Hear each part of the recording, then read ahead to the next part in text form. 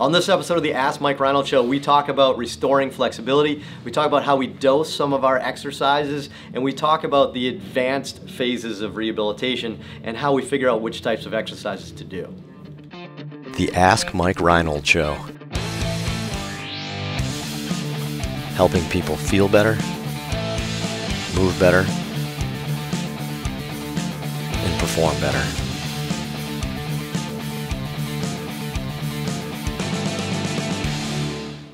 Welcome back, everybody, to the latest episode of the Ask Mike Reinold Show. We're at with Champion PT and Performance up in Boston.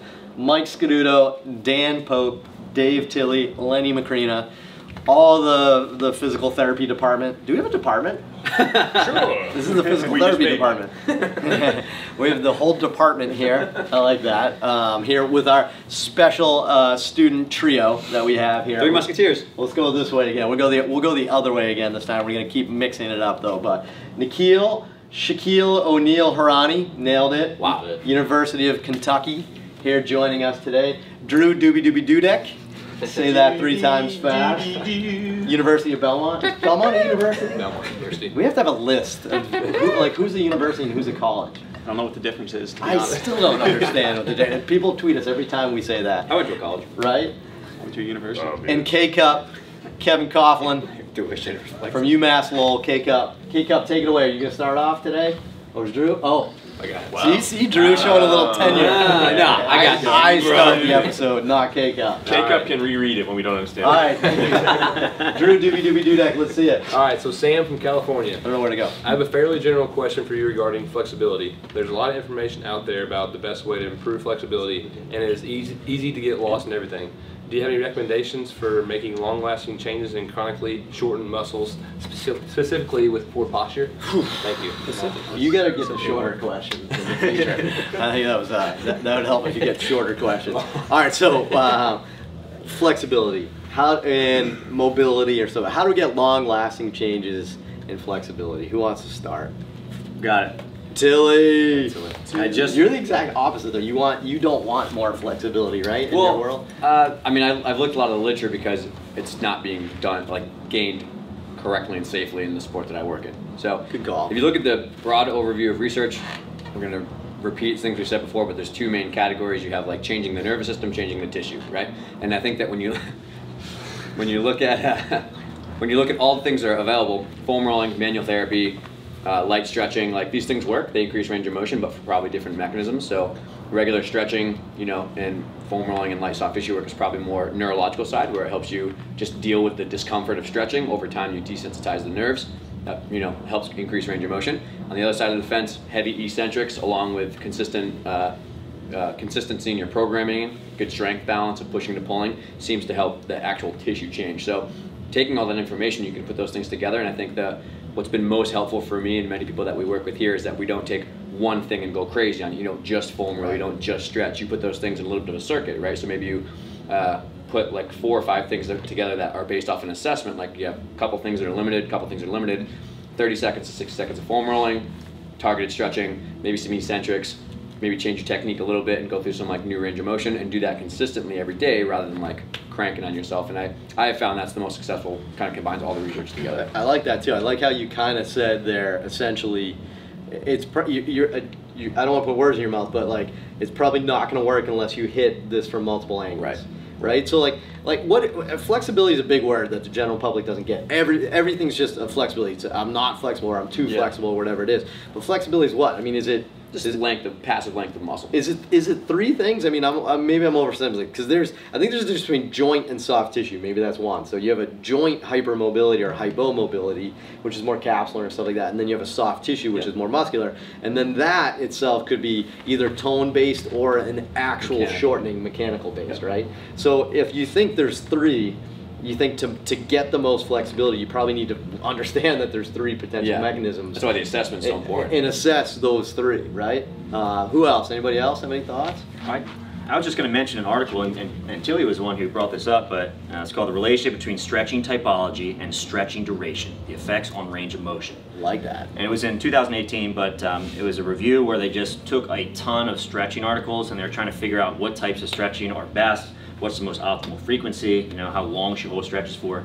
And I think this was it was awesome for me, and I've looked at some of this research before, but this kind of put it all together, which is phenomenal. But it's kind of like, all right, if I need flexibility, how long should I stretch for? Should I do it every day? Should I stretch for 15 minutes? Should I stretch for 1 minute?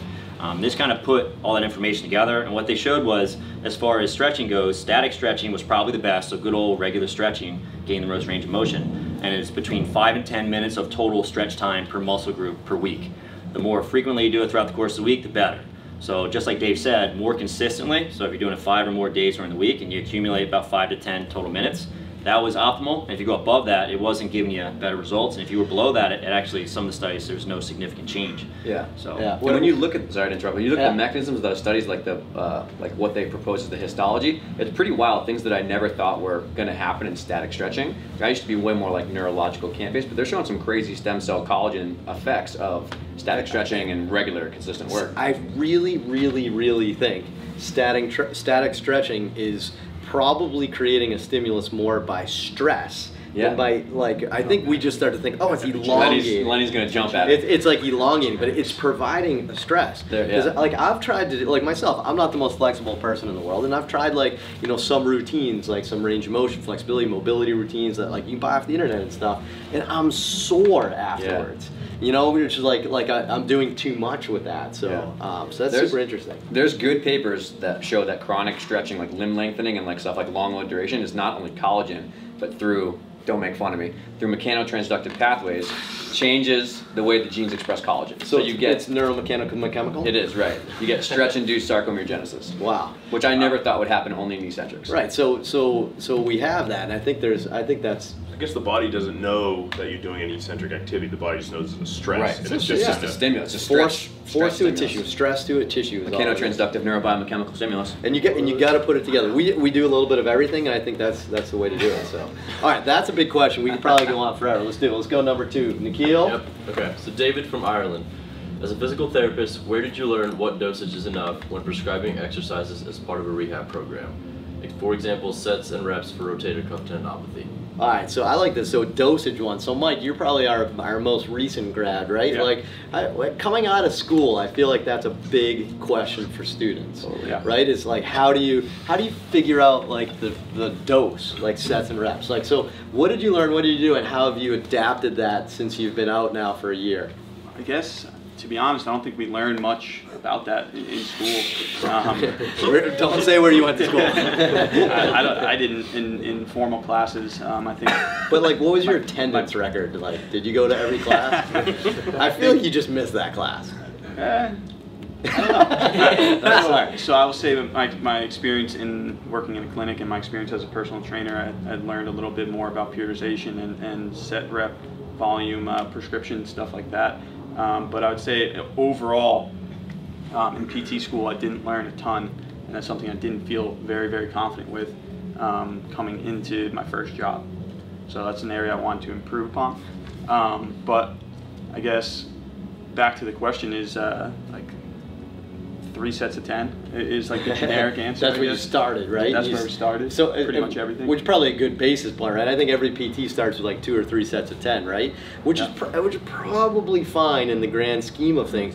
Most people in the rehab setting, and even strength and conditioning, I hate to like ruin this for every coach and personal trainer out there, could probably see gains from 2 to 3 sets for months. Right, 2 to 3 sets of 10 for months, which is linear periodization where you're just adding weight at that set and rep scheme. If you look at the literature in set and rep schemes, we get all these like advanced like variations. Most of them don't show a significant difference until you get to an advanced trainee where you need to like shock the system with something new, right? So I don't want to speak out of turn, you know, with that. That's not my world as much like as Dan's or something like that. But like, right, I mean, good point, Mike. I mean, that's your starting basis, and then from there, I feel like in PT we've robbed, you know, from the strength and conditioning community, and even with rotator cuff, we'll manipulate set rep schemes for the same. You know, for the same reason. So, anybody have anything else? Yeah, I agree. I'm a 2 to 3 sets of 10 guys. It's the easiest. But with that, if I'm seeing somebody like a Tommy John or a rotator cuff repair that I've been seeing for a while, yeah, we got to shock the system. So I'll manipulate things where we'll increase weights, maybe do 6 or 8 reps at a time, something like that. Or somebody's new and I'm going to maybe do 10 or 15 reps. But typically I'm going to start off at 10, see how they do, manipulate the weights, and then And then once I see that the weights we're hitting like at 8 or 10 pounds with some of our exercises, which is fine, you can even go higher than that, I may stop playing with reps and sets and stuff like that just to kind of shock the system and just to kind of manipulate for the client in their head that they're progressing to something, a new level of something, you know? Sure, yeah. I feel like clients, goes in the gym too, and I learned this quite a bit from like Alan Cosgrove and Jason Lauren Pack from Achieve Fitness, like these guys, like just talk to them about this, like how you periodize month to month sometimes. They do like a wave periodization, which is pretty common. That's kind of something that I learned from Alan quite a bit, that he teaches that, where it's like just being general at time frames. But let's say month one's like 2 sets of 10, but then you drop the reps, then you go back up, you can go even higher than 10, and then you go back down again. The client sees a noticeable change in their output when they do these drops. Like especially you get up to 15 reps with something, and then next month you drop that down to 6-month reps. It's like in their face, like, wow, I just went up a ton of weight. It's pretty cool. So, but yeah, awesome. So good stuff. Good answer, everyone. KC, what do we got? K-Cup. All right. KC K-Cup. Casey and JoJo? I think maybe we go Casey. Somebody else was Casey and JoJo, wasn't it? Yeah, You can't repeat nicknames. All right, Casey K-Cup. What do we got? All right, Brandon from Arkansas. Mike, love the show. You've mentioned that there has been a strong push recently across social media that highlights advanced basic exercises as opposed to advanced exercises. Could you please provide one example of what you might consider to be an advanced exercise, which you might progress to following mastery of more advanced basic exercises? Wow. Go Sox. Nice, go Sox. I hate when you guys call me out on things I say, because sometimes I say stupid things, right? that I regret. Delete tweet! You can't delete tweets, right? Isn't that a thing? Oh no, you can delete. You can't edit. I think you can begin to edit now, or it's about to happen. Aren't they all stored in the Library of Congress? No, I'm serious. Or the FBI. Forever. Only my tweets. Look that up. Look that up. MikeScaduto.com. So what was the question? All right, so I think we've all talked about this a little bit here. Is that we're starting to see the PT profession. There's basic exercises, so like rotator cuff exercise, 2 sets of 10, kind of going to that last question. And then there's a lot of people are trying to innovate. Right, try to do like new and exciting exercises, and what they do is they make a really basic exercise more advanced instead of just doing an advanced exercise. So we talk about this all the time here at Champion. Our advanced exercises here are strength and conditioning. The advanced doesn't mean fancy. It means advanced for what you're applying to load for the body. So like a deadlift is advanced, a squat's advanced, a push-up's advanced to an extent, right?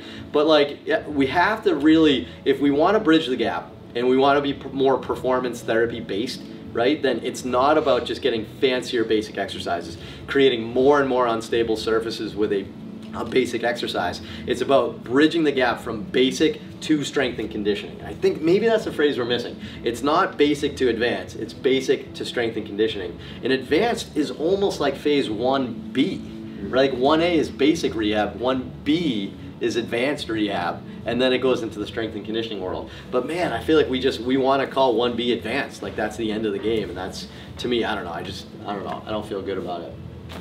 Doing TheraBand, standing on a BOSU or something like that. Exactly, we're starting, right, yeah, standing on an unstable surface, we do at times, but like, you just gotta be, let's not your end goal. Like you gotta really think about like what's the end goal, end game, right? If your end game is run faster, you can't be on an unstable surface to run faster. Right. You probably want to progress somebody back to just basic plyometric drills. Yeah. Basic proprioception, dynamic stability, and baseline like isolated strength. And then from there, it's a functional approach through strength and inherently as PT, we're limited in what we have for equipment.